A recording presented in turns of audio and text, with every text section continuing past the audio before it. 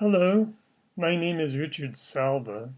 I am the author of several books on the subjects of reincarnation and past lives, all based on the teachings of Paramahansa Yogananda, the author of the classic autobiography of the yogi. Whenever we perform any action, we plant a seed of karma, a seed that at some time must sprout. For in this universe of duality, all karma must be balanced. As St. Paul wrote in Galatians, we reap what we sow. Now, when the seeds we plant are those of good karma, it is a pleasure to see them sprout, sometimes unexpectedly in our lives. But for the seeds of negative karma, not so much. The thing is that these karmic seeds which are planted deep in our being have a magnetism of their own.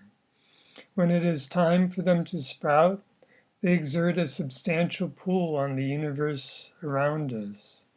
They pull into our lives opportunities as well as difficulties. They can affect situations as well as other people. And when it comes to negative karma about to bear fruit in another person, perhaps a friend of yours, if you practice introspection and develop your awareness, you will start to feel when that karma begins to pull on you. Let us say that you are talking with a friend.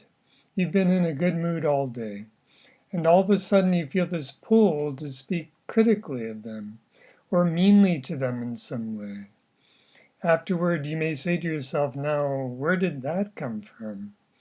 Often, the answer is that it came from a karmic seed hidden within the other person. That seed was ripe and ready to sprout. The timing was right. The temperature was right. The soil was right.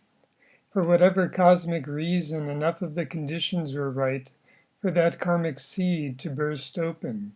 And you felt its pull, the pull of its magnetism, and that influenced you to upbraid your friend sharply when it was contrary to your mood to do so. Now, one may say, well, after all, that was their karma, not mine. It had nothing to do with me. But, my friend, you see, even when we are drawn into actions that are foreign to our nature, drawn by the magnetic pull of other people's karma, even then we create karma for ourselves. However, and this is important to keep in mind, we don't have to go along with someone else's karmic magnetism. A friend of mine went through a period where it seemed that everyone was yelling at him. It became almost a game for him. He would keep track of how long it took after he began a harmonious conversation with someone before that person would speak angrily to him. It was obviously a period of time where my friend's negative karma was coming to fruition, so he didn't hold it against the people who were releasing this negative karma on his behalf. He did his best to remain as calm as he could through it all, even though it lasted for weeks. And it was clear that the magnetism of this negative karma was very strong, to seemingly affect pretty much everyone with whom my friend was having contact at that time. But he said that at one point, while all this was going on, he learned something really important. In the midst of this period of angry outbursts from others, he happened to meet up with Swami Kriyananda, a close and direct disciple of the great spiritual master Paramahansa Yogananda. My friend said at that time when he spoke to Swami, saying something casual and harmonious, he saw Swami's face begin to change. A look of annoyance began to pass over it. This was a look that my friend had gotten used to seeing over the past week or two on many faces, and inwardly he prepared for Swami to speak sharply to him. And then, from one moment to the next, something very interesting happened. Swami's face changed from a look of annoyance to one of enlightenment, and almost instantly to a look of amusement. All of this took place within the span of a couple of seconds. It was like annoyance, enlightenment, and then amusement, like that. That's what he said. And then Swami answered my friend in his usual manner, very kindly and calmly.